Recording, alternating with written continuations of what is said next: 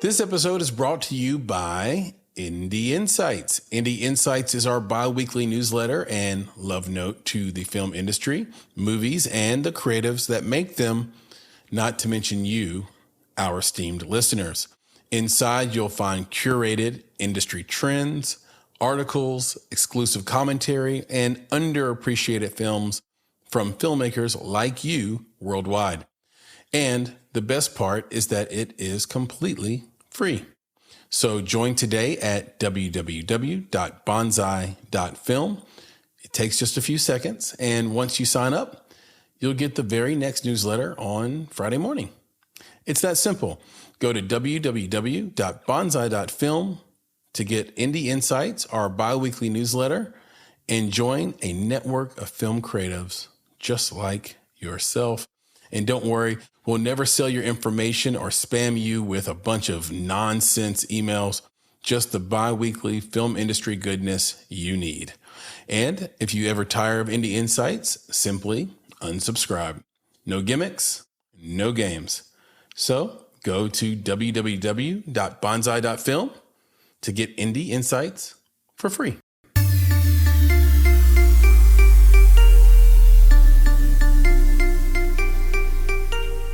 You're listening to Make It, a podcast by Bonsai Creative that helps creatives in film get where they're going faster by sharing the advice, knowledge, and insights of professional creatives across the film industry. I'm your host, Chris Barkley, and with me today is my good friend and Make It podcast co-host, Nicholas Buggs.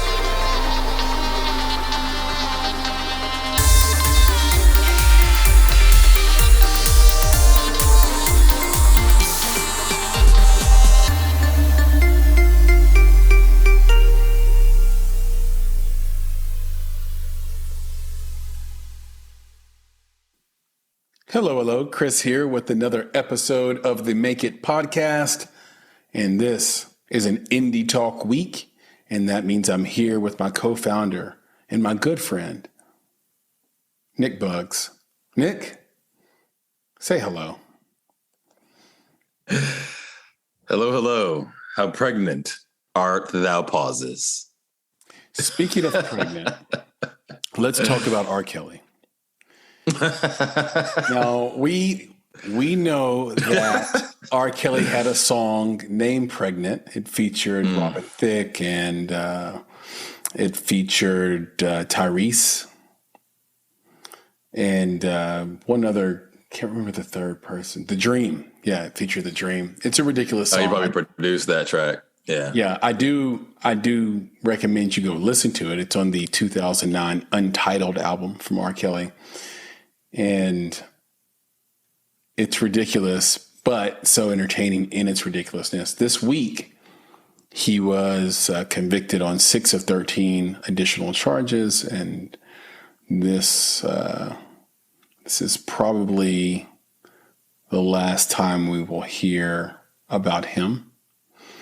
So this is it. So I thought, listen, I've always been transparent about the fact that with him and Michael Jackson and others, I've always been able to separate the music they make, the art they make, from the individual personal choices they make, right? Because I don't know them. So why would I conflate them when there's one I can enjoy and then one, MF Doom was probably an alcoholic, but I love his flows all the same, right?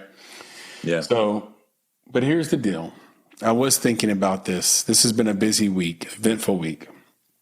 I was thinking about R. Kelly and the fact that his last 2 albums, and no one talks about this, his last 2 albums did not do well. Matter of fact, I didn't like him at all. I thought they were well below the standard he created, well below. And I thought it was really interesting that once he started to flop, it then became killing season for him. It became time for him to go back on trial. He was no longer making money. And then you look a little deeper, just one level deeper, and it's not a conspiracy theory. You can, but one level deeper, and you realize that he didn't own any of his own music and that he was a money-making machine for his label, who now owns all the royalties to all of his recordings. And they've gotten rid of him. He's going to be in jail probably for the remainder of his life. And he has no claim to the art he's made. I just find the timing interesting because when he was no different. Matter of fact, the things he's on or was in trial for happened when he was on fire. Happened 2 decades ago, 1 decade ago, when he couldn't miss and the money was rolling in. And you have to realize R. Kelly is a guy who can barely read. He is barely literate and signs his contracts like a 1920s farmer, like with an X. So there is no excuse for him, but you also realize that it is a shame. The whole thing put together is a shame. And when they were done with him, they're like, good, time for you to go to jail for all the shit you've been doing. But when you were really hitting those numbers on the charts, we were able to push the dogs off for a little while. It feels bad. It feels bad. So it feels bad all the way around. So how does that translate to Mr. Big? you know what I'm saying? Sex in the City, man. Like Mr. Big's the man. They came out with a new series, and then next thing you know, there's some action. There's R. Kelly should have been allegations. I'm just saying, there's some action, there's some allegations. Mr. Big is tossed out, and then all his people that he thought, I'm assuming he thought were his friends, came out and said, I can't believe he would do such a thing. And we side on or we are all on the side of the person making the allegations, not on his side. And we haven't heard much of anything about Chris Noth since that happened. Yeah. Was he at the tail end? Was it basically like, hey, we don't really need you anymore. Let this happen and be gone. Is this a way to get rid of you? I don't know. But it's very interesting that this all came down. Right, Nick? It feels like there's a scale of sort of there's an accusation scale, and it goes from Aziz Ansari to Harvey Weinstein. And just depends on where you fall on that scale, how far you get pushed out of the and how far you fall from grace. And I think we should definitely say, like, we're not apologists at all, right, for any of them. No. I have no clue what Chris Noth did or did not do. None. As far as R. Kelly is concerned. Yeah, as far as R. Kelly is concerned, you and I are probably like, we don't know him. But, man, that video came out, what was it, like almost 20 years ago? I'm like, that look like you, bro. So anyway, like Bruce Kelly, not apologists. Look like your brothers. Right. Look like you. Look like you, bro. Yeah, but listen, you're right. We separate the music from the artist in that way. But yeah. There will never be an artist like Michael Jackson whose pants are intentionally short, whose socks glitter, and who does all that vocal fill between lines, right?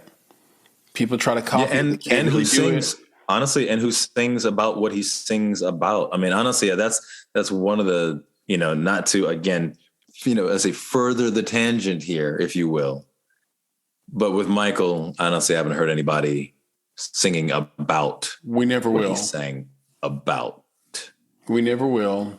That's it. Never's a long time. So, maybe I deserve to, take a punishment if someone does come along. But, but the deal is, in my mind, and what I've seen so far, you're not going to get. It feels like we have lost several true originals, and the key to that is that when you're a true original, you're highly eccentric. So there's a good chance that your normal life lives outside the bounds of the rules, and that can end your life in a variety of ways.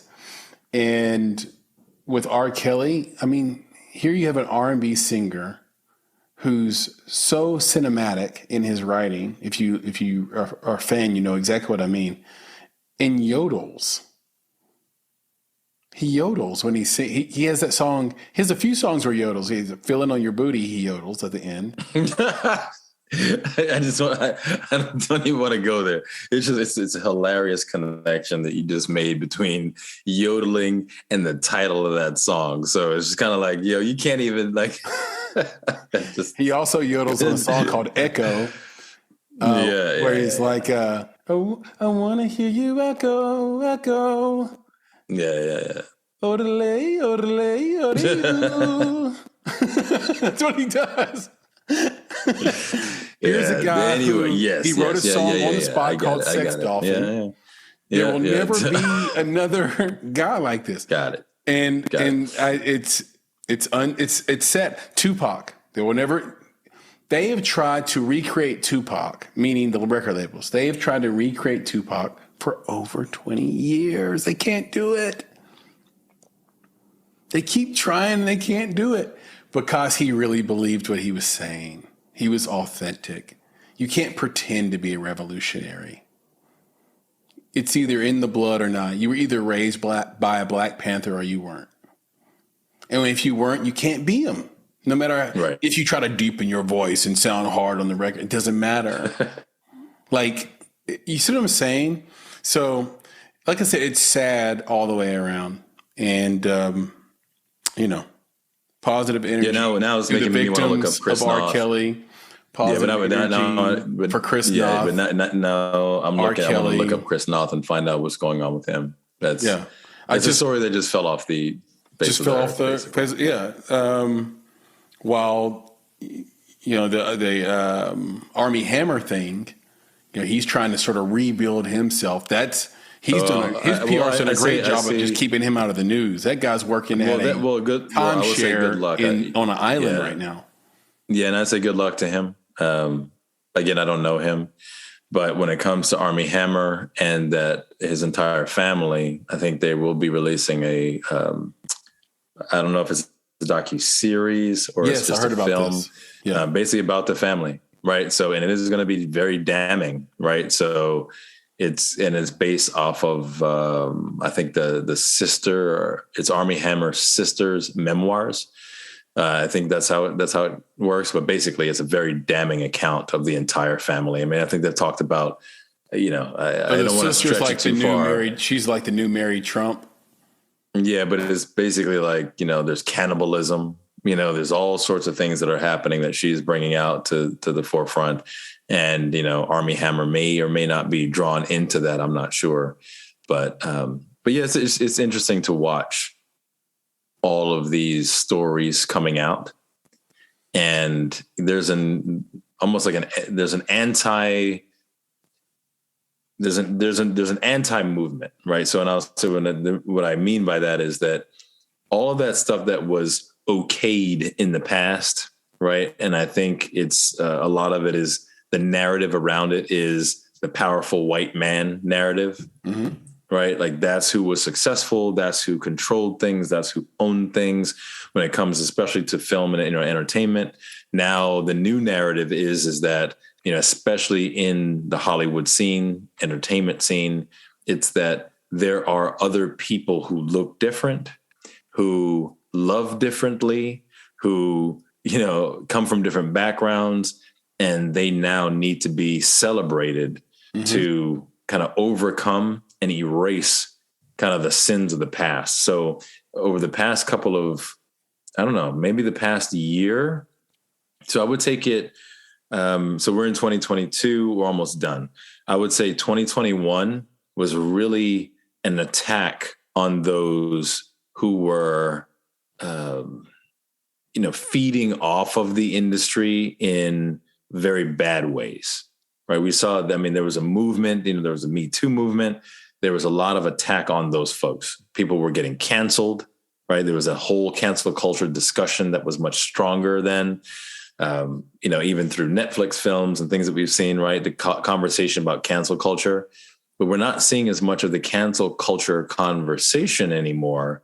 We're now seeing more of that, I call it the DEI culture conversation, right? So as we move into this year's Emmys, we saw, Lizzo, and Lizzo basically got up on stage to win her Emmy, right? Which everyone's talking about is getting her that much closer to her EGOT status, right? Now that she's got an Emmy, one Emmy, 2 Grammys. But she gets up there and says that, she's, as a child, she wanted to see people like her. She's like, I wanted to see people who were fat like me. I wanted to see people who were black like me. And I wanted to see people who were beautiful like me. Mm-hmm. Right. And that seems to be more of the narrative that we're seeing in entertainment in Hollywood, is less about the Chris Noths. It's weird. It's almost like it stopped. Now it's probably never going to stop, but it feels like that part of the narrative is ending, and we're moving into a new narrative of let's celebrate diversity. Let's celebrate equity, right? People having an opportunity to be on the stage and have a conversation, and let's celebrate inclusion. So now you have a Lizzo who is able to win an Emmy, in this audience, in this, amongst some of the best talent when it comes to writers, actors, directors, producers. It's a whole new world now, and it's really interesting to see that narrative change. And I'm really excited. I'm hoping that it stays in the positive vein, and folks aren't just getting, again, Me Too is legitimate. It's a legitimate thing. I get it. If something has happened to you or someone that you love, you need to, speaking up is very important, right? And having the folks that are perpetrating these types of evils on people, it's very important for them to be identified. It's very important for those people to suffer the consequences of their behavior. But we do understand that Me Too'd also has a negative connotation that a simple allegation can kill a career, right? So what I'm going to say is that I'm glad we've kind of moved. It seems like we've moved past the allegation phase of things, and we've moved into more of the celebration phase of things. Yeah, there's a good chance that Jussie Smollett killed that movement in its own way, because he used the power of accusation to his advantage until he was caught in a lie, a massive culture shifting lie. And once I still want to understand what he was thinking. He was thinking, I'm going to get famous and I'm going to use what's working for the Me Too movement for my own fame and my own ends. That's what he was thinking. And then the Aziz thing was so, by men and women, identifiable as nothing. Yep. It just lost its steam. Now, Lizzo is incredibly talented. And one of the things you talked about was that shift in culture. And it is a shift, because people from Generation X and Y and boomers, they have the opposite of what you described. You described a generation and culture that wants to see themselves on TV. Previous generations wanted to see beautiful people on TV. Beautiful by definition of Hollywood. Right. They didn't want to see themselves. Yeah, perfect symmetry. Yeah. They wanted to see, you got it. They wanted to see the spectacular. They wanted to see the spectacular. And there is a kind of a Cold War going on right now as we shift in what is valuable in culture, and it's making a lot of people uncomfortable. I know a lot of these people, they're uncomfortable. They don't get it. The other thing that's changed is privacy. And you saw how that played out this week with PNB Rock and him getting killed, simply because him and his girlfriend live in a generation where you share everything you do. And other generations, X, Y, boomers, we protect our privacy. We value privacy. We don't want to tell you how much money we have. We don't want to tell you where our location is. We are good at keeping secrets. And part of that keeping secrets thing is kind of what, helped people like Harvey Weinstein thrive in Hollywood for so long. So it's all a double-edged sword, right? As much as those previous generations, for example, don't want to see themselves on screen, there's also a viral video going around of black children seeing a black Ariel and just doing a backflip over it. Like, wow, she's black. Like, it's so cool. And that made me smile ear to ear. I was like, there's something to that representation thing. Like we got used to a whitewashed world, as the term goes, and it's good to have that diversity in there where those things become norms. The old generations based diversity on population counts, and these last two generations, millennials and Gen Z, they look at diversity about who exists. So it's not about population count. Right. Yeah. But it's just been an eventful week. And for those who don't know what I'm talking about on the P&B Rock thing, his girlfriend and him posted their location at Roscoe's Chicken and Waffles. And then about 15 minutes later, they were robbed and he was killed. And I think this generation is going to suffer heartache after heartache, heartbreak after heartbreak, until they realize that there are some things these older generations had right. And those things are privacy, the value of privacy, the value of solitude, and the value of sovereignty, the ability to do something on your own by yourself, or the willingness to learn those things. Those are, to me, the three most dangerous things about it. So we are going to talk about the Emmys. You mentioned Lizzo. You mentioned the Emmys. I did. How could we not talk about it? I wanted to talk about this concept of currency to help filmmakers as well reach ROI. And I'm thinking that we should touch on that after we talk about the Emmys. I want to talk about the Emmys first because a lot of things happen, right? You had Kenan Thompson hosting. You had it airing on a Monday night against Monday Night Football that included Russell Wilson. So it's kind of a big deal. Russell Wilson is beyond football. He transcends football. You had Quinta Brunson. You had the Cheryl Lee Ralph song, acceptance speech song. You had Ted Lasso and Severance, two of my favorite shows from last year, winning a lot. Mm-hmm. So there's a lot to go over. On the ratings thing, I don't know like who is responsible for saying or sort of outing the ratings. It's there for everybody to see. You can see what the ratings are, but who makes it into like a massive story where it's like, maybe the Emmy Awards aren't significant. Maybe they're in trouble because this is the lowest ratings of all time.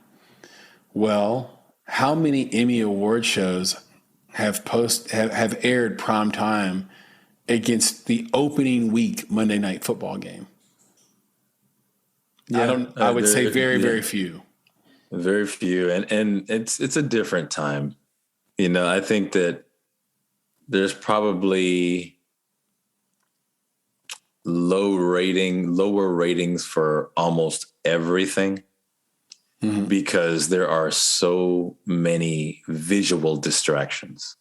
Yeah. I mean, there was a time when, you had to watch CBS, ABC, NBC, and Fox, mm-hmm. right? Like there was a time.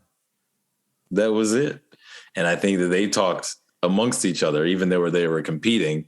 All right, you can do the Emmys on this night. All right, we're not going to run anything on that night. We're going to wait for the next night, and it's all good. And then captive audience for you guys. But hey, when we run our thing, you make sure you don't do anything on that day, right? Now, you've got people out there that not only have a plethora of options on their TV screen, they also have a plethora of options on their laptops, on their tablets, and their cell phones. Yes.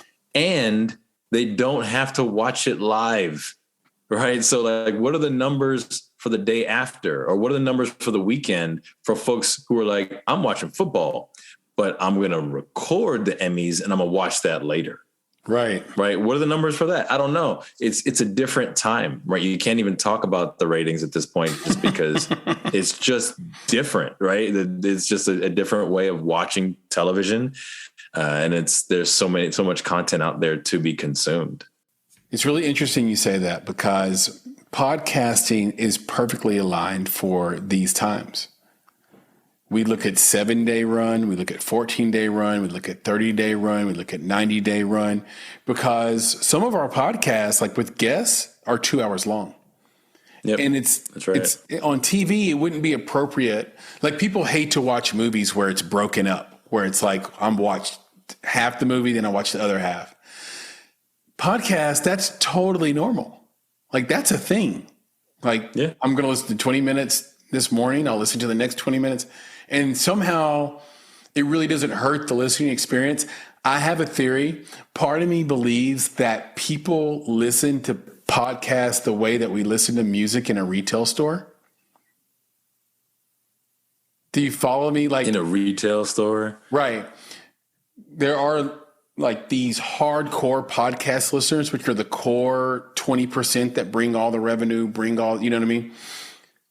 But the other 80% sometimes are listening to podcasts on autopilot.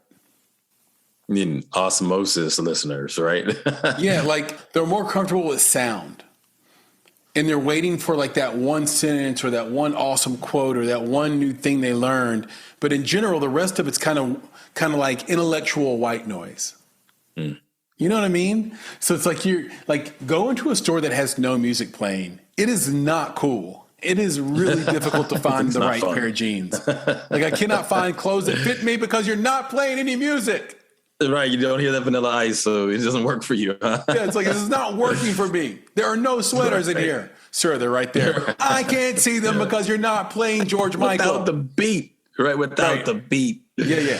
So I think podcasts work the same way, and you're right about TV. It's like you don't get the chance to sort of stretch that viewing out, and that's why streaming works. That's why Netflix is looking at charging $65 CPM, which is more than double the normal rate of CPM for streamers, by the way. They are pursuing this sort of ad-based tier to Netflix. They're pursuing it hardcore, and they're trying to sell it at double the price. Well, I think they understand how people watch shows. And these other streamers, they copied the podcast world and the newspaper world and the understood CPM, that's cost per million or cost per thousand world. Yep. And they copied it and took the same rate when they don't have the same product. And the customer behaves differently, with the product. So I think Netflix is really smart about those things. We'll see what those numbers look like. Inflation is a real deal going on right now. You can't keep, putting That's those another prices reason to up charge for everything. more. You know what I ate yesterday? I ate a $20 Cobb salad. What the hell? It was a great Cobb salad, though. It was gigantic, but it was $20 for lunch. Yeah, well, they need to stop making those big salads. I'll tell you that much. No, I won't even get into it, but yeah. Yeah, it was a big salad. You're right, yeah. To quote Elaine from Seinfeld, or George, it's the big salad. And when you have a coffee on top of that, and then you tip $1 to the cashier, which is my standard tip, by the way.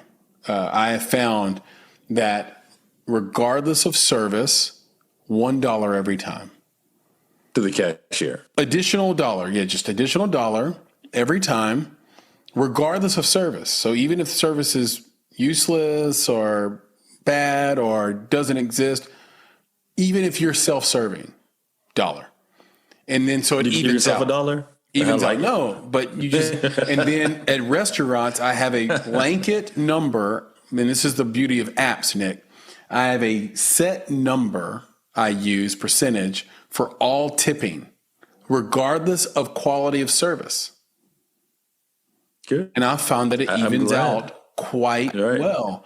So the number is underneath what you would pay a great server, but far above what you would pay an average or bad server.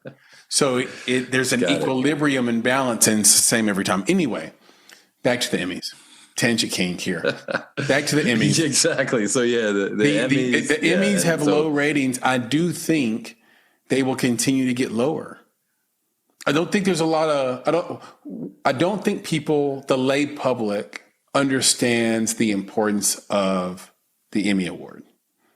I don't know if you can speak to what an Emmy means. No, I think that to me, I don't think it's that. I think that the difference is that Once Upon a Dream, we had captive audiences for a lot of these award shows, right? It doesn't matter. I think CMT Awards, BET Awards, but do people Emmys, care Academy Awards. If they want an Emmy? Do people like, I'm talking about not people in the industry. I know people in the industry care a lot. I'm saying, do people outside the industry that are tuned in to see the pomp and circumstance of celebrity, do they really care the next morning when on Twitter they see that so-and-so won an Emmy? Well, okay, so here's when they find out that so-and-so won an Oscar. Yeah, well, here's where I think it is. It's a yes that they do care. It may not be the Emmy specifically, but it is the recognition and the award to whatever they support, right? Mm. So, for example, Lizzo didn't make any series. She made a series about big girls, right? She made a series about, people who look like her, people who are beautiful like her, right? People who need to be seen, though they were not seen, right? Underrepresented communities. People always look at this underrepresented. Oh, Black people? No. There's some like this podcast that we're doing right now, right? This podcast is about an underrepresented community, right? It's an underrepresented community of the non-celebrity filmmaker. Right. That's what we're doing. We're supporting that community. So for Lizzo, people care that she won an Emmy. One, because she has a Grammy and that gets her halfway to EGOT status, which is something that, only a very small handful of people have. But it validates what it is she's doing beyond film. It validates that her message is important. It validates that there's value in what she's doing, what she's bringing to the screen. It also validates that she's talented, Nick. She's not the only big girl. Right.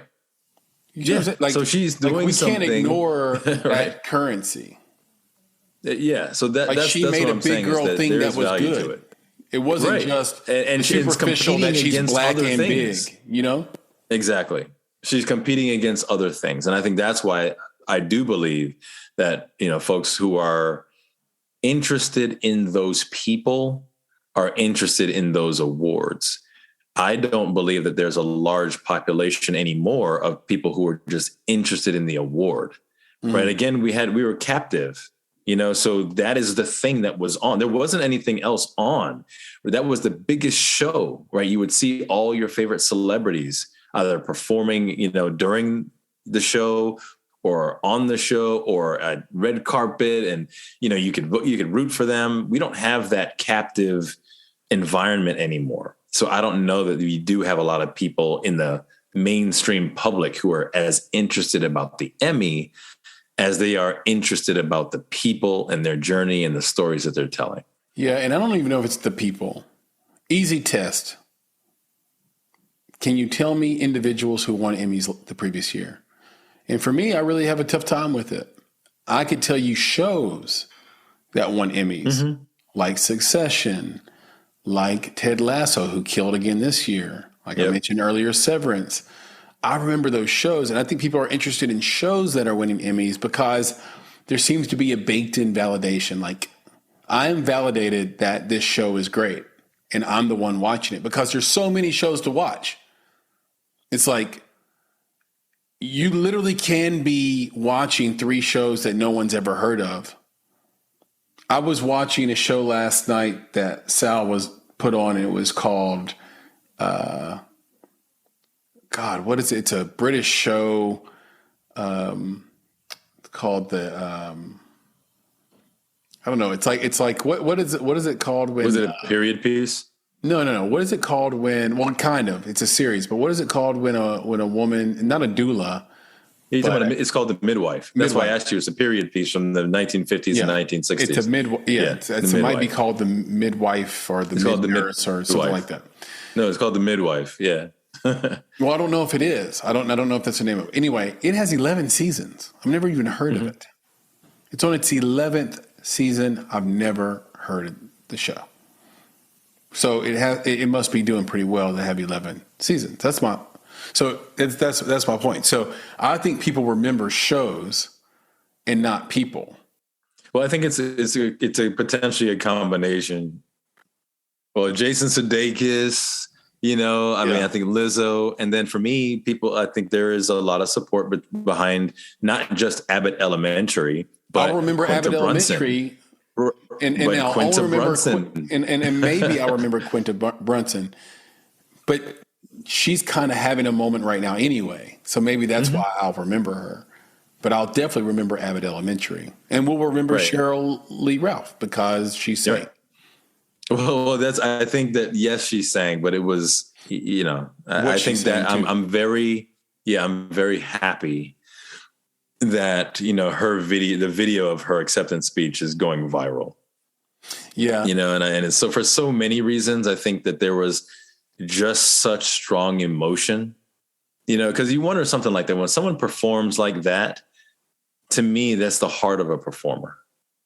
Yeah. Right. Because you saw her when she got that award, she was like, what? Like me? She didn't even get up. She had no expectation to win. She's been in the game a long time. And she was shocked.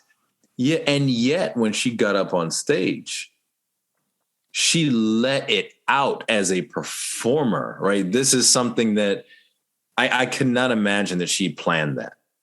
Right. It was just an outpouring of emotion. And that is the way that she meant to do it. And then she just said, this is like, don't give up on your dreams. I think that was one of the most powerful things about it. And she meant every last word. And it was amazing. And I think it's an echoing of our sentiments that we give on every exactly. And every piece of content we put out. It's like, no, don't choose now to give up. You don't know. You don't know what's around the corner. She has, 290 credits? Yeah. Across a variety of film and television, features, shorts, all this stuff. I mean, it's just, and for some of the things that she has done, for her not to have been nominated for those things is, when you look back, you're like, wow, you didn't get it for that? I mean, and this is one season of this show and 40 years out into your career. I mean, she's very much deserving. But as I said to you earlier when we were talking about it, I was just like, this is amazing. And she is, very well deserving. But I can imagine that this is not, in fact, the pinnacle of her career. Right. I think this is validation, right, from the Academy.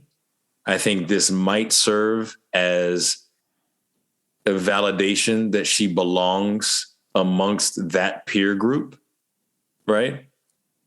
But she's done so much. She's been of such great value. She's done so well. She's met so many people, worked with so many people.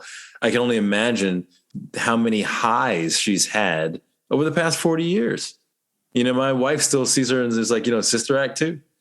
Like you can't get her out of your head from that, from being in that role. And just, I mean, you felt it, when she was mad, bro, like you felt that, mama mad sentiment. I mean, it was real. It was palpable, right? Like it was just, so everything she's in, you feel it. And for her to get this again, I think that this, again, huge validation and is an amazing award. She's deserving, but I do feel like this, should not be the pinnacle of her career. I think that the value she's provided as an actor in the many roles, that is the thing that we should really be looking at. So I invite people to go back and kind of look through the catalog. I know she's been in some things that, like some Christmas movies and things that we might be like, it's Hallmarky, but folks can count on her in those roles. But I would say go back, watch Sister Act 2.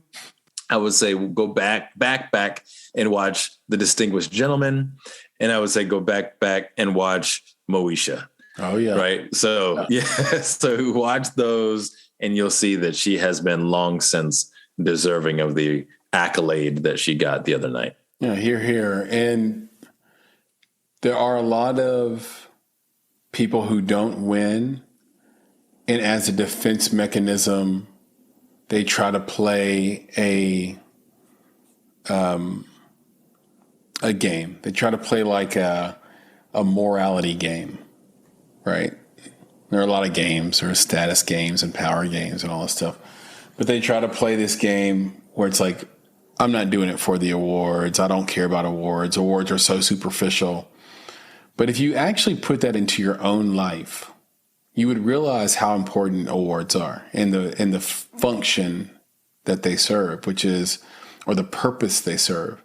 Imagine if you were an engineer your entire life at a corporation. Let's say you worked at, I don't know, Lockheed Martin or something, and you're working there your whole life, and every performance review you got was a 3, 1 through 5 scale. Every performance review was a 3. Every 3. No one knew you were there. You never won any awards. No one ever recommended you. You didn't get a raise. No one ever tried to promote you, but you've been plugging along for 10, 20, 30 years. You know, why would you want to spend so much time and never achieve the type of excellence that's worthy of someone's attention? And so I decry that. It reminds me of people who don't have something and then say that something is not worth it, or is like whatever. There's a lot of people that like hate money. We've talked about that before. Right. Like, okay, they didn't get money, so, or haven't got it yet. And so everybody that has money is corrupt. They all are bastards. They all, cheated to do it. They all ignore their children. Like there's all these little stereotypes that go with it. And it's all coming from kind of this moral game that gets played when you want to have a defense mechanism against the thing you might have wanted. And people do that with awards, and I say to hell with that. Speaking of different types of currency, I want to hit this really quick because we're going to go and do a deep dive on this later. But, one thing that me and you do every single day is talk to filmmakers that want to get something made, want to pitch a story, want to brand and market a story, want to find out if the script is worth making. And the ask that comes after that is always the same. And it is, can you fund this movie or part of this, fund part of the movie? And I've mentioned this on some other conversations and Indie talks. So one of the most difficult things I deal with day to day in our jobs day to day, and the thing that depresses me the most is having to say no to so many people. It is really difficult because no is if why is the most powerful question in human existence, no is the most powerful word, and it's our statement. It's inherently cynical. It's so when you tell someone no, that cynicism over time sort of leaks into your bloodstream as well. And it's a tough thing to do. And one of the reasons why you have to say no isn't just because, it's mostly because you don't have enough money to go around. Like you can't fund everything. And then the second reason is, so you have to be really careful what you pick.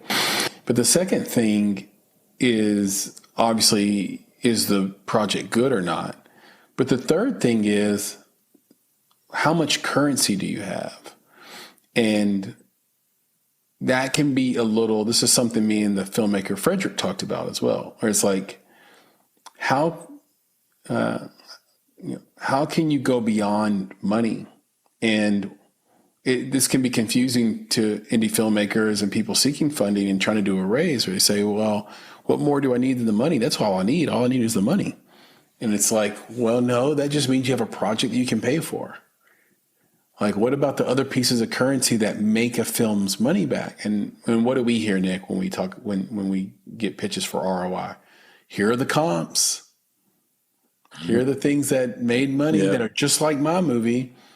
Here are the markets. Here are the things. But none of that is really it. That's not real, is it, Nick? It's kind of like, it's highly superficial and mostly inaccurate. More times than not, even the comps are inaccurate. And so I want to just talk about really quickly these 5 types of currency that either guarantee ROI or get you really close, along with the right business structure. But if you're an independent filmmaker and let's say you get money, remember that money is just to make the thing happen. Again, just like it's the equipment, it's the time of the crew and the cast and et cetera. But do you have the currency of access, the currency of talent, the currency of network, and the currency of knowledge? All of those currencies need to come together. They need to coalesce, if you will, in order to guarantee your equity investors ROI. And in turn, guarantee you a second, third, fourth film. Okay, so let's go through it, Nick. Money is money. Okay, so we figured that out. But it's also a good way to look at it from a way to evaluate filmmakers. Yeah, absolutely. Now, I said that, but we are going to do a deep dive on this. So in the deep dive, we'll talk about how money is a lot of different things. So, but let's just for now say money is money. There's a lot of different kinds of money. Or just say, or currency, right? Currency is a lot of different things. There's right. A lot the of overall value. Topic is types of currency. And one type of currency we all know is, right, money. Access. Access is, do you have access? Have you been platformed before by someone with access? It's can you walk in to a room and the people in the room know you? Is that room an important room? Are the people around important people that are going to help you out? This is not the same as network. Network is kind of who you know, and I'll get to that in a second. Meaning who you know that will work with you, like who's in your personal network. Access is more like someone has given you a golden key to a level above you that you haven't earned yet, but you have access to it because so-and-so's mom knows so-and-so's cousin, or you did a favor for so-and-so. This is that part where they say it's who you know. It's because now you have access to somebody who's operating at a higher level than you've earned so far. Okay, talent. Do you have the talent? Now, this is a tough one because every artist says, I have the talent, so give me the money. But some of that's really observable. When you see the sizzle reels, when you see the teasers, when you see the short films I've done, and you realize they're not really there. And some of these filmmakers get really frustrated. They're like, you should have given me money already. And it's like, I do want to give you the money, but your movies have to be better because I'm not in the business of, taking a shit on my own bed. Right. Like I would like for this to turn out well for everybody. I want it to be what you want to say, Nick, a win-win-win. You got it. Right. That's the whole deal. Okay. So network, can you get crew to work for you? Can you get a great line producer? Can you get locations for free because of your network? Things like this. And then knowledge. Do you understand that it's a film business? Do you understand how it works? Do you understand the structure you should have? Yeah. Do you understand the structure you need to have before principal photography to ensure that you're in the black? Do you have knowledge of your equipment? Do you have knowledge of every person's role on set so you can help them out or see problems in advance and save time and money? Things like this. So those are the 5. I know we want to go quick, but Nick, can you expound or give me any thoughts on each one of those? So we can start with, well, you know what? We'll skip money because about money. Let's go to access, talent, network, and knowledge. Yeah, I don't think we need to expound further on those. I want to flip it a little bit. So there's the currency that a filmmaker has. Flip you for real. There you go. There's a currency that a filmmaker has, but there's also the currency that I think that they neglect in the people that they engage with that are in their network. So for example, you talk about people coming to us with a script and then saying, hey, can you give us money? Yeah. Well, they're neglecting our currency, right? Because it goes beyond just funding, right? So it's like, instead of asking the question just about funding, it's more like, hey, can you be a part of this project? Right? Can you support this project? And if you're interested in this project and seeing where it's going, we would love to determine what type of currency you can offer to the project, right? Because let's say we did not want to provide money, but because we like the filmmaker, something that they've done in the past, or a relationship we have with them in some way, we're willing to give them the currency of our network. Yes. Right? Or we're willing to give them the currency of our knowledge, or we're willing to give them the currency of access to a production company, a distributor, a high-level producer, whatever it is. We're willing to give them access, give them an open door to something that they did not have access to before. And I think for me, that's one of the biggest challenges, is the fact that the filmmakers may be neglecting the currency that folks that are in their network or high net worth individuals have, and they stop at money. And that, for some folks, can be off-putting, right? All you're asking me is for my money, but that person knows that they're worth much more than the dollar signs. Yeah. So if you're not asking for, to take advantage of or to use a person's worth, then you might be basically negating your opportunity altogether, right? Because again, you saw the person as a dollar sign, not as a person of value. Yeah, that's a really wonderful point. I'm glad you flipped it, because it's true. Every opportunity, whether it's us or someone else, obviously, like, it's a really important way to interact with someone, is to just try to understand what is the currency they bring, versus being sort of closed-minded, if you will, or almost like single-minded to a fault. I mean, some of that focus is really great, but I know that there are people that say, well, you're here for money and that's it. Or you're here just to give me access, let's say, and that's it. And I'm not really bringing anything to the table, right? But I want that from you, and then they don't explore deeper.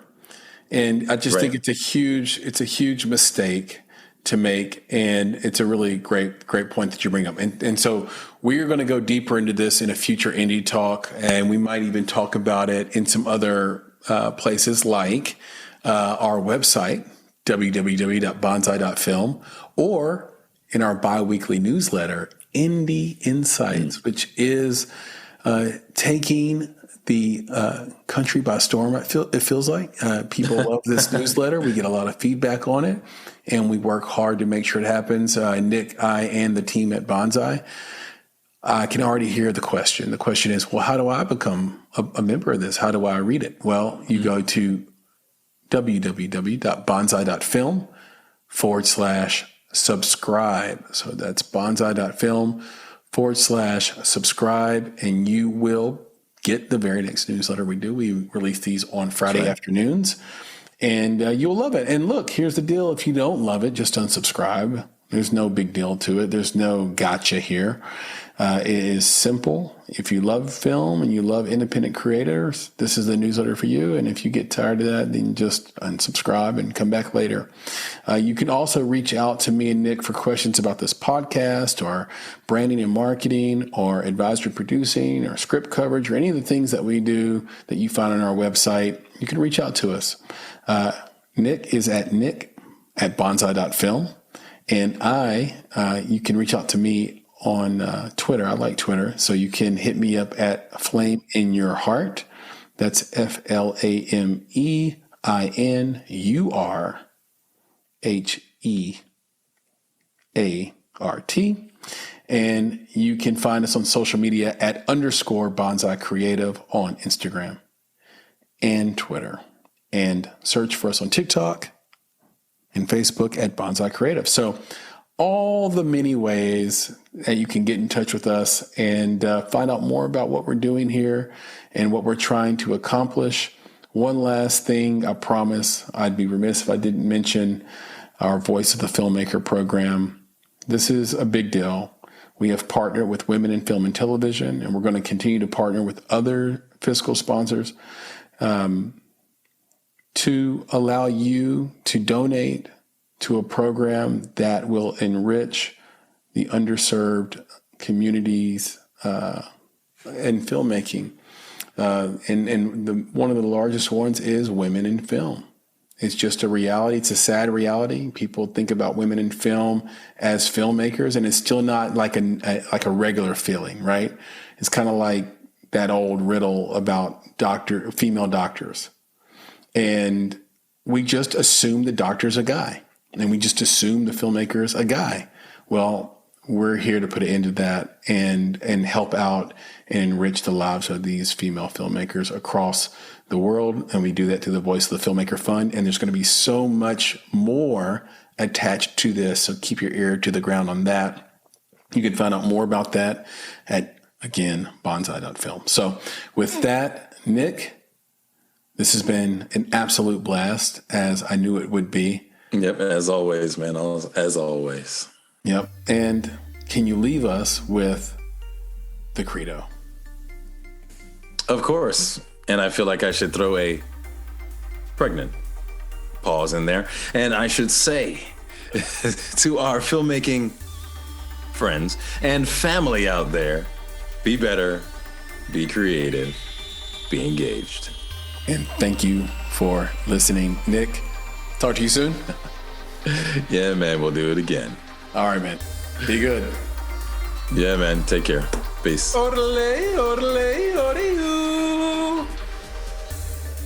Hey, gang. One more thing before you go. I want to talk to you about Indie Insights. Indie Insights is our bi-weekly newsletter and love note to the film industry, movies, and the creatives that make them, not to mention you, our esteemed listeners. Inside, you'll find curated industry trends, articles, exclusive commentary, and underappreciated films from filmmakers like you worldwide. And the best part is that it's completely free. So, join today at www.bonsai.film. It just takes a few seconds, and once you sign up, you'll get the very next newsletter. It's that simple. Go to www.bonsai.film to get Indie Insights, our bi-weekly newsletter, and join a network of film creatives like yourself. And don't worry, we'll never sell your information or spam you with a bunch of nonsense emails, just the bi-weekly film industry goodness you need. And if you ever tire of Indie Insights, we hope not, but if you do, simply unsubscribe. No gimmicks, no games. So, one more time, go to www.bonsai.film to get Indie Insights for free. And thank you for listening.